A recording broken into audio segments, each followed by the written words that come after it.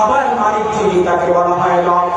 যিনি ছাড়া কেউ রিজিক দিতে পারে না তাকে বলে রব। যিনি ছাড়া কাউকে কেউ সুস্থ করতে পারে না তাকে বলে রব। যিনি ছাড়া কাউকে কোনো সন্তান দেওয়ার মালিক পৃথিবীতে কেউ নাই তাকে বলা হয় রব। কিন্তু আল্লাহ তাআলা বললেন প্রত্যেক সৃষ্টিকারীর জন্য আমি আল্লাহ রব, কিন্তু প্রত্যেকটা সৃষ্টির মধ্যে বরকত দিবে, নিয়ামত দিবে আমার নবীর সুন্নাহ। রহমতে আলাম নূরে মুজাসসাম সাহাবীরা আতর ভাই ওই নবীজির ভাব। সাহাবীরা আতর ভাই ওই নবীজির ভাব। মদিনায় আমার জান, মদিনায় আমার প্রাণ, মদিনাতে আসে আমার জানের জান। মদিনায় আমার জান, মদিনায় আমার প্রাণ, মদিনাতে আসে আমার জানের জান। সব ভুলিব সবাই, সব ভুলিব কিন্তু তোমায় ভুলতে পারি না। সব ভুলিব কিন্তু তোমায় ভুলতে পারি না। ভুলিনি ভুলব না, ভুলতে পারি না।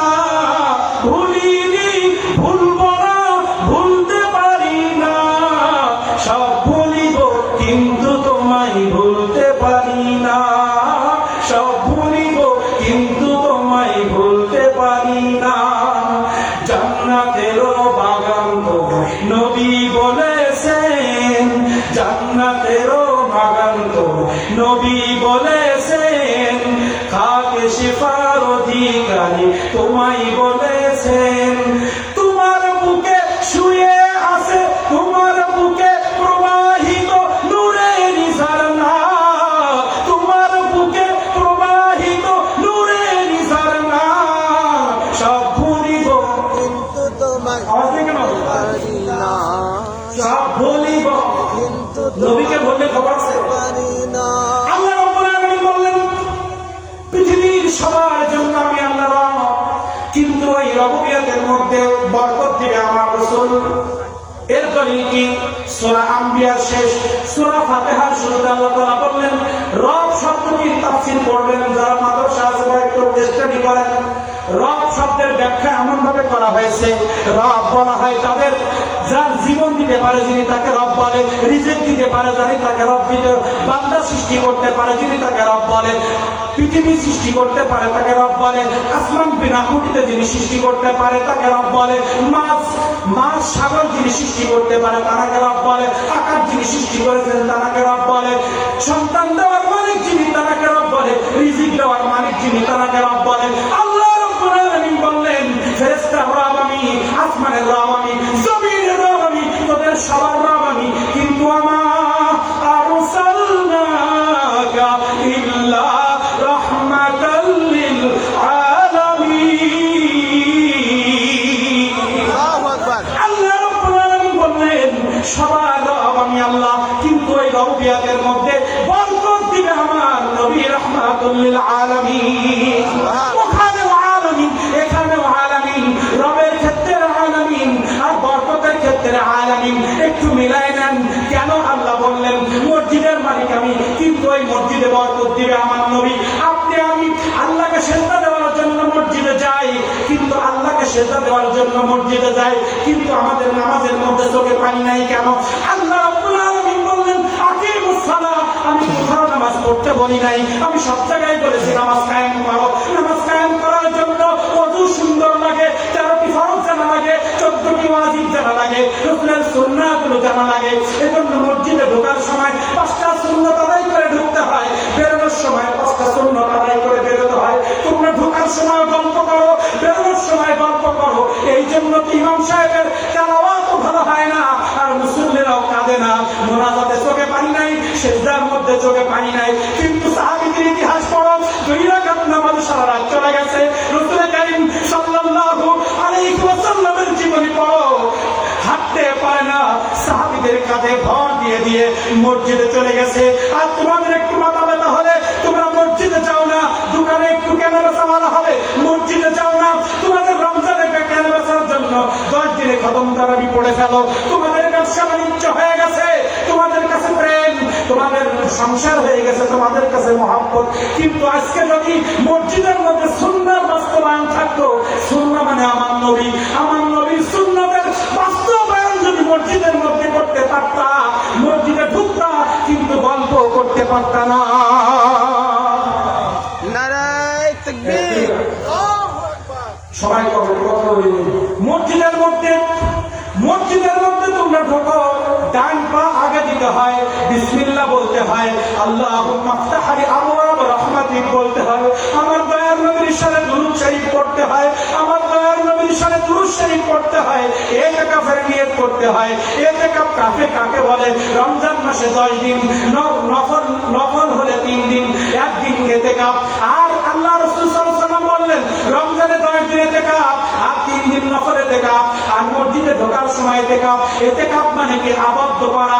ইতিকাফ মানে তুমি 10 দিন আল্লাহকে দিয়ে দিয়েছো, এই 10 দিনের মধ্যে তুমি তোমার ভাইকে চেনো না, তোমার স্ত্রীকে চেনো না, তোমার ব্যবসাকে চেনো না, তোমার চাকরিকে চেনো না, তোমার পাশে কে বসে তাকেও তুমি চেনো না। এই 10 দিনের মধ্যে যত ঘন্টা, যত মিনিট, যত সেকেন্ড তোমার মাঝ থেকে অতিবাহিত হবে, প্রত্যেকটা সেকেন্ড, প্রত্যেকটা মিনিট, প্রত্যেকটা ঘন্টা তুমি তোমার আল্লাহর জন্য ব্যয় করবা। এটাই বলে ইতিকাফ। ইতিকাফ মানে নিজেকে আবদ্ধ করা, পৃথিবীর সব থেকে মাইনাস করে আল্লাহর জন্য কিছু সময়কে মাইনাস করা, এতে বলে ইতিকাফ। তাহলে মসজিদে ঢোকার সুন্নাহ 5টি। একটি হচ্ছে বিসমিল্লাহ বলা, আল্লাহুম্মা আফতাহলি আবওয়াব রাহমাতিক বলা, আমার নবী রাহমাতুল লিল আলামিনের উপরে দুরূদে মুবারাকা পড়া। আরেকটি সুন্নাহ আছে ইতিকাফ করা। ইতিকাফ মানে আমি মসজিদে ঢুকবো, যতক্ষণ পর্যন্ত আমার নামাজ শেষ না হবে ততক্ষণ পর্যন্ত আমি আল্লাহ আর রাসূলকে ছাড়া কাউকে চিনি না। মসজিদ বানাইছি আল্লাহ খুশি করার জন্য, কিন্তু সুন্নতের বাস্তবায়ন নেই বলে আমাদের মসজিদের নামাজের মধ্যে কি নাই, বরকত নেই। এজন্য আমরা বলছে মসজিদ বানাবা কিন্তু সুন্নতের বাস্তবায়নের বরকত হবে না। এবার আসেন, আমার স্ত্রীর মালিক আল্লাহ। আল্লাহ তাআলা বললেন তোমার স্ত্রীর মালিক আমি আল্লাহ, কিন্তু ওই স্ত্রী নিয়ে সংসার করে বরকত পাবা তখন, তোমার স্ত্রী পর্দা করবে যখন, তোমার স্ত্রী যখন তোমার বাবা মার খেদমত করবে, এটা সুন্নাত। তোমার স্ত্রীকে তুমি বিবাহ করে নিয়ে এসেছো, এই স্ত্রীর মালিকানা তোমাকে আমি দিয়েছি, এই স্ত্রীর দেখাশোনা তার বাবা মা করতো, এখন তোমার কাছে আসছে, এই স্ত্রীর মালিক আমি আল্লাহ, কিন্তু এই স্ত্রীর মধ্যে বরকত দিবে আমার নবীর সুন্নাহ। তোমার স্ত্রী যদি পর্দা করতে পারে, 5 ওয়াক্ত নামাজ আদায় করতে পারে, সন্তানদেরকে কোরআন হাদিসের তালিম দিতে পারে, পরপুরুষের সামনে যদি না যায়, এগুলো সব আমার নবীজি শেখায় গেছেন, এগুলো সব আমার নবী করিম সাল্লাল্লাহু আলাইহি ওয়াসাল্লাম লিখে লিখে বসে বসে পড়ায় শিখে গেছেন। আজকে আমার স্ত্রী আছে, সংসারে শান্তি নাই কেন? স্ত্রী বেপর্দায় চলে, বেহায়াপনা কাজে লিপ্ত, সিরিয়াল নিয়ে ব্যস্ত, বিভিন্ন কাজে রাসূলের সুন্নাহ আমার পরিবারে না থাকার কারণে আমার সন্তান নামাজ পড়ে না, আমার স্ত্রীও নামাজ পড়ে না, কিন্তু নামাজ দিয়েছেন আল্লাহ, নামাজের মধ্যে বরকত দিবে নবীর সুন্নাহ। আমার চেহারার মালিক আমি আল্লাহ, আমার চেহারার মালিক আল্লাহ। আল্লাহ তাআলা বললেন আমি বড় মহব্বত করে নিজ হাতে তোদেরকে বানাইছি, নিজ হাতে তোদেরকে বানাইছি।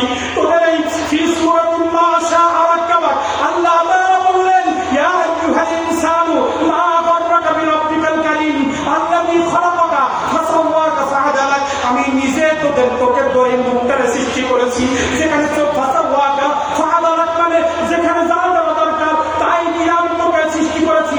চোখটা যেখানে বসালে ভালো লাগে সেখানে চোখ বসিয়েছি, ভুরুটা যেখানে দিলে ভালো লাগে সেখানে ভুরুটা দিয়েছি, ঠোঁট তোর জবান দিয়েছি। আলাম নাজআল লাহু আইনাইন ওয়া লিসানান ওয়া শাফাতাইন, তোকে আমি একটা জিহ্বা দিয়েছি, এই জিহ্বার উপরে যদি 2টা ঠোঁট না থাকতো মানুষ কোন থেকে ঘৃণা করতো। এজন্য জিহ্বাটাকে সুন্দরভাবে পরিচর্যা করার জন্য শাফাতাইন আমি 2টা ঠোঁট তোদেরকে দিয়েছি, এই ঠোঁট দিয়ে তোর সৌন্দর্য আমি দিয়েছি।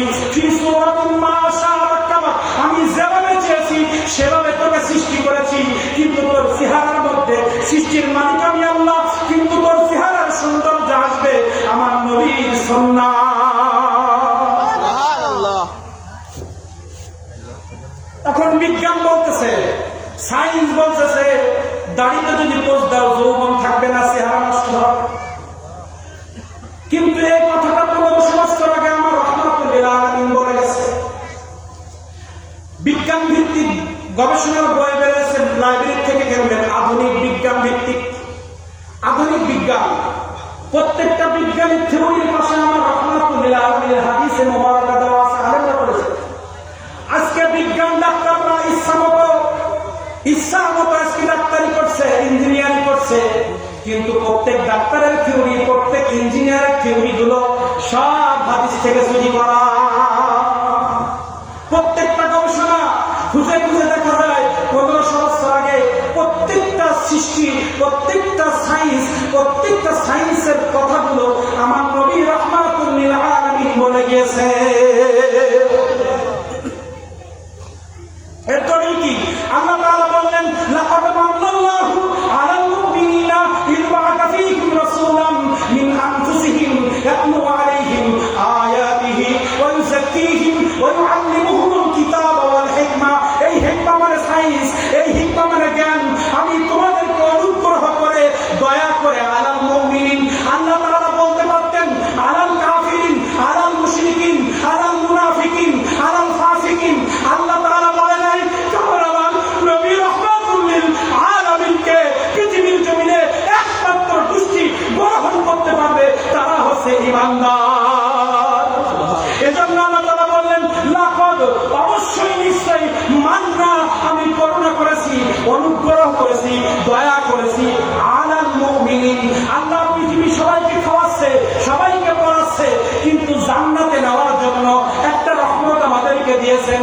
এই রহমতটা শুধু মুমিনদেরকে টার্গেট করে আল্লাহ দিয়েছেন, কারণ আল্লাহ তাআলা জানে আমার নবী এমন একজন ব্যক্তি, আমার নবী এমন একজন রাহমাতুল্লিল আলামিন, তাকে অ্যাকসেপ্ট করার জন্য, তাকে গ্রহণ করার জন্য একটা নির্ভেজাল কলব লাগবে। এজন্য আল্লাহ তাআলা বললেন, আমার নবীকে আমি দয়া করে, করুণা করে তোদেরকে ভিক্ষা দিয়েছি, তাদেরকে দিয়েছি। লাকাদ মান্নাল্লাহু, আমি আল্লাহ অনুগ্রহ করেছি, আলাল মুমিনিন, মুমিনদের উপরে আমি দয়া করেছি, ইয বা'আথা ফীহিম, তাদের উপরে আমি করুণা করে প্রেরণ করেছি। বা'আথা মানে পাঠানো। আমি আসমান থেকে আমার রাহমাতুল্লিল আলামিনের নূরকে মা আমিনার মধ্যে ঢুকালাম। কিভাবে ঢুকাইছি? ইয বা'আথা ফীহিম রাসূলা, একজন রাসূলকে আমি আসমান থেকে প্রেরণ করেছি। আনফুসিহিম, তোদের মধ্যে, তোদের মতো করে। আমি এই একটা শব্দ আবার হাদিস জায়গায় আমার রাসূলকে নিয়ে আসি, নাউযুবিল্লাহ। একটা দুইটা শব্দ দিয়ে রাসূল সাল্লাল্লাহু আলাইহি ওয়াসাল্লাম আমাদের মতো বানায়, আর হাজার হাজার শব্দ আছে যে শব্দ দিয়ে রাসূল সাল্লাল্লাহু আলাইহি ওয়াসাল্লামকে আল্লাহ তাআলা কোথাও আমাদের মতো